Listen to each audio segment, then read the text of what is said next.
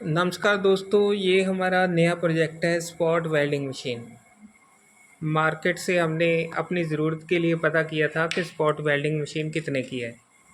तो वहाँ पे हमको बताया गया कि स्पॉट वेल्डिंग मशीन 12,000 से शुरू होगी। जो अच्छा चलने वाला स्पॉट वेल्डिंग मशीन है वो कम से कम 16-17 हज़ार तक आएगा।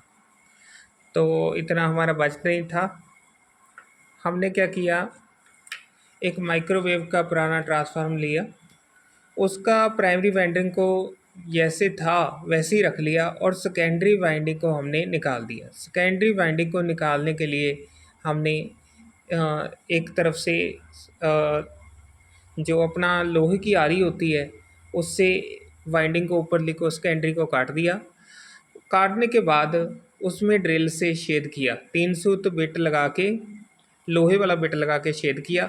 उसके बाद एक कील से ठोक के सारा वाइंडिंग निकाल दिया। सेकेंडरी वाइंडिंग आपको निकालना है। उसके बाद 25 mm वायर का 3 टर्न देना है। 3 टर्न देने के बाद आपने जहाँ पे एंडिंग है उनका, वहाँ से एक कॉपर स्लीव के ज़रिए 16 mm को ज्वाइन कर लेना है, जिसके साथ आपने इन वेल्डिंग पिन्स को ज्वाइंट करना है। वेल्डिंग पिन को ज्वाइंट करने के लिए आपने क्या करना है, तार को छील लेना है। तार को छील के उसके बीच जो सोल्डरिंग आयरन का पिन होता है वो लगा देना है। उसके ऊपर जो हमारी स्लीव होती है 16 mm, वो लगा के इसको अच्छी डाई से पंच कर देना है। वो आपको डाई भी मैं दिखाता हूँ कौन सी डाई से हमने इन सोल्डरिंग पिन्स को पंच किया है। ये हमारा वो प्रोफेशनल टूल है जिसकी मदद से हमने यहाँ 25 mm और 16 mm का जॉइंट बनाया है। अगर इस जॉइंट में लूजनेस रहेगी तो अम्पेयर आपकी वेल्डिंग टिप तक नहीं पहुँचेगा। अगर अम्पेयर नहीं पहुँचेगा तो वेल्डिंग सिस्टम सही से काम नहीं करेगा। इसके साथ हमने लगाया है एक current and time control board. ये हमने लिया था सागर ईवी स्टोर से। ये झारखंड में है शायद, वहाँ से ऑनलाइन ही हमने परचेज़ किया है। तो इसको चलाने के लिए हमने 9 वोल्ट का ये गुरु का 09 वोल्ट का ये ट्रांसफार्मर यूज़ किया। इसका जो आउटपुट है 09, वो हमने दिया यहाँ पे आप देख सकते हैं ना, ये जो ग्रीन तारे हैं यहाँ पे 09 आउटपुट बोर्ड में इन होती है। और जो सेकंड वन है, ये ब्लैक वायर आपको हिलता दिखाई दे रहा है, इस सॉकेट में गया है, ये इस ग्रे वाले सॉकेट में गया है। ये है फुट पैडल के लिए।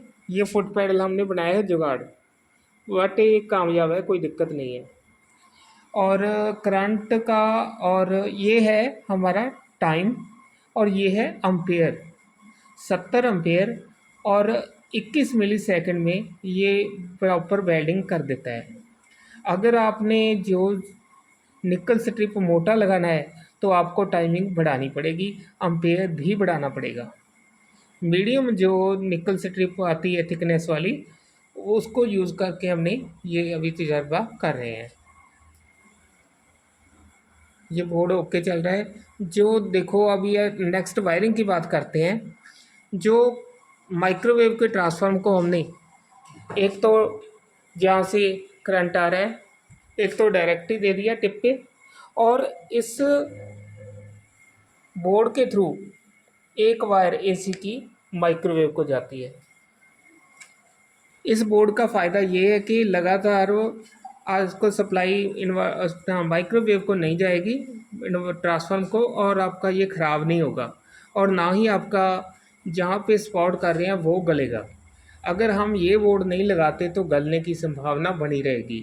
आप कितना भी अलर्ट रहो, पर अगर ऑटो कट नहीं है तो वेल्डिंग सिस्टम सही नहीं काम करता। अभी आपको हम एक दो स्पॉट वेल्डिंग करके दिखाते हैं। ये हमारे पास निकल स्ट्रिप के 2 पीस हैं। सेलो हमारे पास अभी नहीं थे तो इसी से तजर्बा कर रहे हैं। ये मीडियम थिकनेस के निकल स्ट्रिप के पीस हैं। आपने अच्छे तरीके से एक के ऊपर एक बिठा लेना है। पिन को टाइटली इस पर प्रेस कर देना है और उसके बाद फुट पैडल स्विच को दबाना है।